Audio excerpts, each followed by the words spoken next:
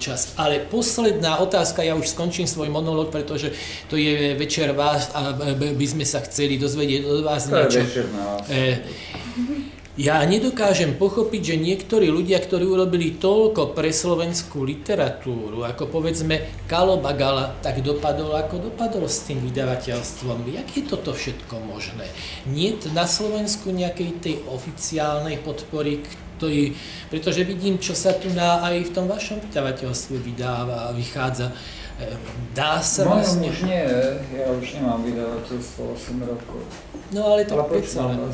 No nie, vydával som 10 rokov a bol som medzi 10 najlepšími československými vydavateľmi.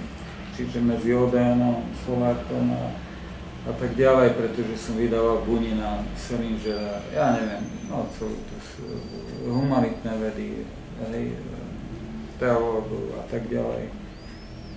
Ale to povedz si tu otázku. No nie, ja som napríklad bol prekvapený, že ten Kalo Bagala, ktorý toľko urobil pre pôvodnú slovenskú tvorbu, že vlastne sa dostal viac menej do bláznica.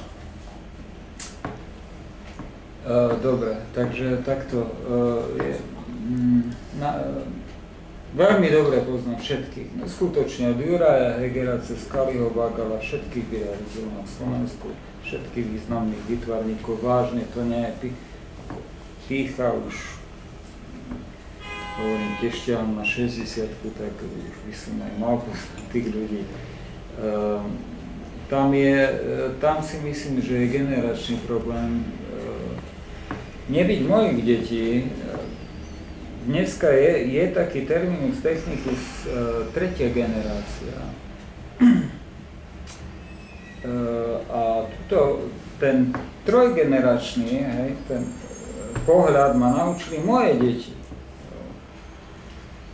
Mám skutočne mimoriadne ako šialene talentovaného chlapca Martina. Tí dva nie sú, aby som nemám všetky tri deti geniálne, ale jedno mám geniálne. Ten prvý je tak ščítaný, ako možno málo kto z vás. Je vynikajúci maliar, grafik. Hovorím, Mať, ty môžeš aj písať scenáre, robiť čokoľvek. Proste je to in natura genius.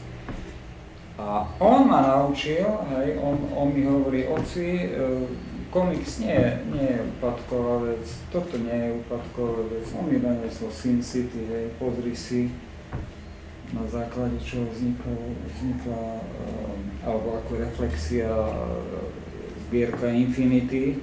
On ma vtiahol do toho, ja som len minule počul ten termín tretia generácia, že jednoducho čítané veci, alebo komiksy, alebo z rôznych takých remixov nemusia byť gíče ani úpadkové veci, ale môžu to byť špičkové veci. Ne? Čiže tam myslím si, že neviem, či už vy dokážete, a to hovorím otvorene, mám 3 dni som nejedol, mám liter vína, to je všetko, čo mám v sebe. Čiže hovorím otvorene, neviem, či vy už príjmete tú skutočnosť, že naozaj tu už je tretia generácia, ktorá vníma umenie a kultúru bezpodmienečne, to musí byť kvalitné, ale aj zábavné. Čiže to, čo bolo kedysi pre nás, keď my sme čítali Joycea, Odysea, to dneska nebude čítať nikto. Nedočíta sa ani do polky. Ako príklad hovorím. A Bagala, keď ste sa pýtali na to, že ako dopadol, ja ho poznám dôverne, rodinne, od začiatku. Jednoducho ten trhový mechanizmus sa nedá obísť, proste je to ilúzia, nedá sa obísť. Ja som jeden z mála ľudí, ktorý robí to, čo chce a teší sa na to, že ráno robí to, čo robí. Je pravda, že ledva žijem, ale ale ten trhový mechanizmus sa nedá obísť. Jednoducho, ja som Kalimu Bagalovi hovoril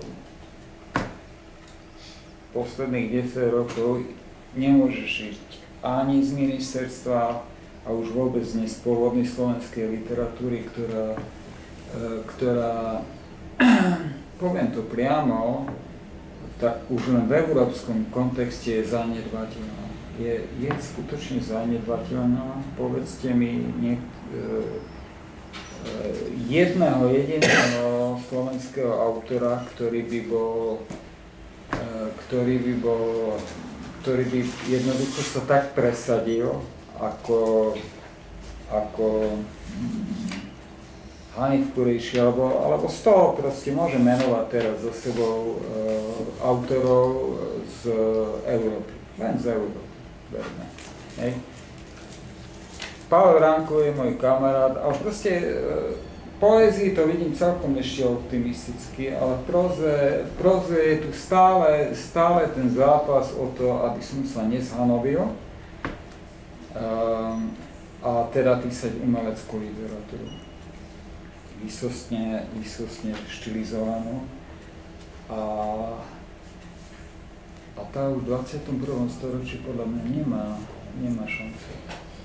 A ten váš chlapec, keď vravíte na jeseň sa vraciate k Dostojevskému a Turgenevovi a blablabla, a chlapec je ščítaný? Nie, blablabla, to je fakt. No veď to ja nie k vám, ale k sebe, aby som to nemusela opakovať.